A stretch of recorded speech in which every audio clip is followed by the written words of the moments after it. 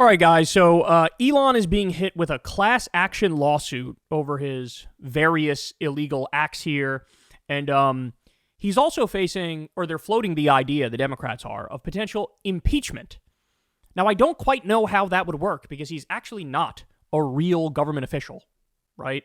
And so that one's a little bit murky to me. But let's get into some of the commentary here, and then we'll break it down, and I'll talk about ways we can actually fight back. Here we go. What I'm thinking about and talking to, my friends at Democracy Defenders and other lawyers about is, could there be a nationwide class action lawsuit to follow up on last week's victories against Musk, against the Trump administration for this breach in computer security and the data of all American taxpayers? It could be a class action suit on behalf of all Americans. If the Proud Boys and the Oath Keepers want to opt out and they don't want their part of the money for the contamination of their data, fine, they can opt out. But really, it's a suit on behalf of everybody because that's our information. Right. It doesn't belong to Elon Musk or his little midnight crew. It belongs to the people, and the government has to hold it in trust. Now, there's specific statutes which say that information can only be accessed for tax purposes, for the purposes of the internal revenue system,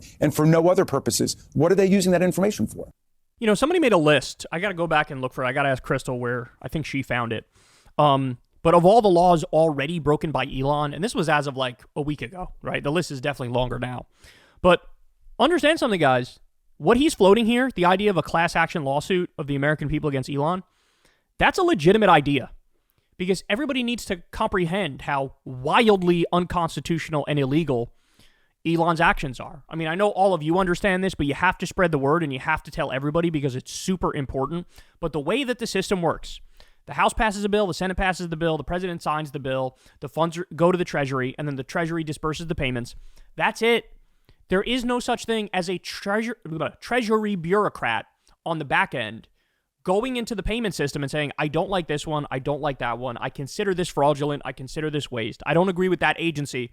We're just going to dismantle all the things I want to dismantle, defund all the things I want to defund, freeze all the things I want to freeze.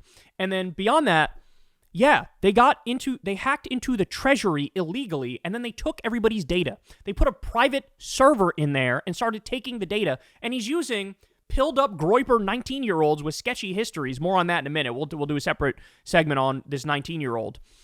Big Balls, as he's called. Like, really, right? This is the conversation we're having? Fucking Big Balls is taking everybody's social security number and their bank accounts. What are we talking about?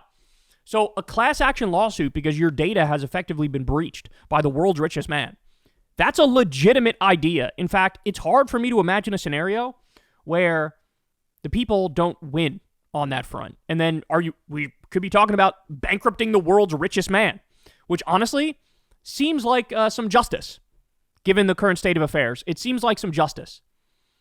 We're dealing with the guy, ketamine addict, hypomanic, narcissist, robber baron, doing wildly illegal actions. This is not acceptable.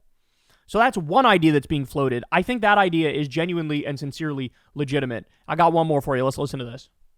Does not like the idea that a guy who would not even be constitutionally eligible to run for president is acting as president, a guy who, if he were president, would be impeached immediately because he's taking billions of dollars in foreign government emoluments from all over the world. That's an important point. So the emoluments clause means the president cannot take money from foreign governments because that sets up a massive conflict of interest. You'll represent those foreign governments and your donors, and you won't represent the American people. Trump's a rampant violation of that in his first term. But now he's talking about it vis-a-vis Elon.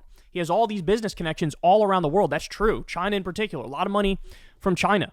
Also, he gets tens of billions of dollars in U.S. government subsidies. At the same time, he's deleting the Department of Education. He's increasing the subsidy amount for SpaceX. This is inconceivable, what we're witnessing. And some people have actually been talking about impeaching President Elon Musk right now, on the theory that he's usurped the powers of the presidency. So on that one, again, legally speaking, I don't know how that would work. You don't really impeach somebody who's not a government official. So that one I don't quite understand. I think the class action lawsuit is legit. Here, I'll give you one more here. Elizabeth Warren talking about this. Trump isn't actually the guy who puts in the orders and cuts people's paychecks. there's somebody else in the system who does that. And they're a click down from Donald Trump and a click down from that and a click down from that. And when a federal court issues an order and then gets people in front of them and says, you either follow that order or find yourself in contempt, now we're going to see whether or not those are people who are going to say, oh, but Donald Trump told me. And a judge is going to say, I don't care what Donald Trump told you. I'm telling you what the law is. You follow the law. And, my view right now is the courts are where we are hanging on to our constitutional structure. They still have the power to hold everybody else in this country in contempt if they do not follow lawfully issued court orders. Now that idea is legit. So in other words, the people who actually carry out all the real work of government, the bureaucratic work, the dotting the I, the crossing the T's, you got the ideas people, then you got the people who put it into action, right? What she's saying is those people who actually do the work, you say to them, hey bro, I don't care what Elon said, I don't care what Trump said, you're in contempt of court. If you go through with this, you're going to face legal consequences. That is real. That is real. And so this person floats some ideas too. An important point regarding potential attempts to defy court orders. Trump has immunity, but Musk, Doge, and Trump administration staffers do not, right? The courts can levy escalating fines and issue civil contempt orders on administration staffers, which Trump can't pardon. So there are remedies. The other thing is, why can't you basically get a restraining order on all of these Doge criminals and not let them into any government building, right? Surround it with security 24/7. Don't let them in. Carry out what the judge says. So that's another idea. Honestly, arresting the Doge staffers. These are also not government officials. And they already, by the way, they have access to classified and top secret information with no government background check whatsoever. None. Zero. So, in other words, this all becomes kind of overwhelming. But at the same time, anybody who knows the law, and if they go through this with a fine-tooth comb, they find out very quickly the idea that, these people are bulletproof, the idea that there's no way to get them legally speaking is just not true. Yes, it makes it a hell of a lot more difficult when it comes to the president himself, because all the Republicans are just immensely cucked to him on an astronomical level. Even with Elon, it's a little difficult because obviously Trump can and will use whatever powers he has to get Elon off the hook. But having said that, basically everybody below those two, you could throw the fucking book at them. You can shut down these government buildings. You can arrest Doge staffers. Trump and Elon have already been hit with 23 different lawsuits, right? And so, but look, don't get it twisted. I'm giving you all these remedies, but at the same time, this is still a constitutional crisis, right? For the very simple reason that power lies where people believe it lies. So that's sort of like little Game of Thrones-y action for you there. Like, power is power, as Cersei said. So if Trump and Elon bull in a china shop, not listening to any of the court orders, continuing forward, you can set up this really horrible dynamic, and this is something Crystal told me the other day, and it's true, where all these lawsuits, like a bunch of them can get to the Supreme Court, and the Supreme Court is faced with a little bit of a dilemma, because in their minds, they're going to be concerned, we know everything Trump and Elon are doing is wildly illegal. We could either come out and say it's illegal and run the risk, the 50-50 chance, maybe they'll listen to us, maybe they won't, and they'll just ignore us. Does the Supreme Court want to run the risk of, hey, if we say they can't do this and they continue, then everybody will realize we're a fucking paper tiger. We have no way to actually enforce our rulings. We have no enforcement mechanism. There's no Supreme Court army or Supreme Court police force or Supreme Court security officials or Supreme Court enforcement staff that can, hey, we're going to make you abide by this. Not a thing.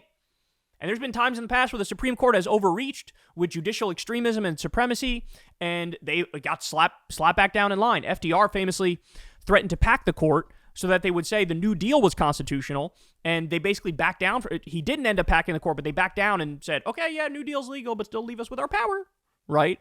And so we're on the knife's edge here, bro. We're on the knife's edge. But understand something, it's not good.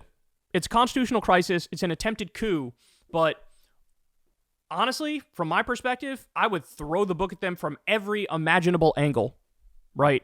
I make their lives a living hell. All of those Doge staffers need to be arrested. All of those government buildings need to be locked the fuck down. I want this class action lawsuit happening like that. Just like I want the 23 other lawsuits to continue. And what we've seen so far is A little bit of both from Trump and Elon. Like, Trump said the other day in the White House, I mean, I abide by every court order, but I'm going to appeal it, right? And so I was like, oh, okay, all right, maybe, but he's also a colossal liar. But they're also arguing against the decisions and saying no judge should have this power. So they're saying both things. In some narrow instances, they did allegedly abide by court rulings when it came to U.S. aid in particular for certain things, right? But on others, I don't think they've abided by it yet. And it's like, all right, TikTok here, what's going to happen? They just ignore it.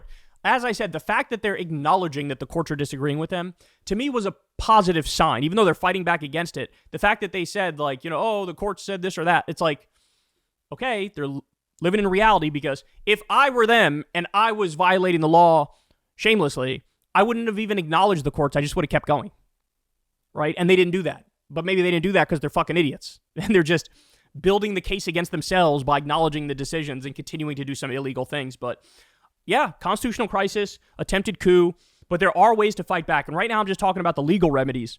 The other thing is, you can't forget the power of the people. You really can't. You can't underestimate how much of an impact it has. All of these, I mean, Congress is getting hammered with phone calls, Democrats and Republicans. You have some Republicans. Josh Hawley came out and said, yeah, you kind of have to abide by the courts. You have anti-Trump protests in 50 of 50 state capitals. And it's only going to ramp up. It's only going to get, more people flooded in the streets at the rate we're going now. So don't underestimate the power of the people either to really scare the hell out of these coup plotters. And we can't stop, that's for sure. Some people will handle the legal side of it, but we need to handle the popular opinion, public opinion side of it, where they feel like, bro, there is no place for you in this country if you're going to act like this. It's that simple. Hey, y'all, do me a favor and like and subscribe. It helps out big time in the algorithm. Click the bell as well for notifications when videos drop, and watch that video on screen right now. You know you want to.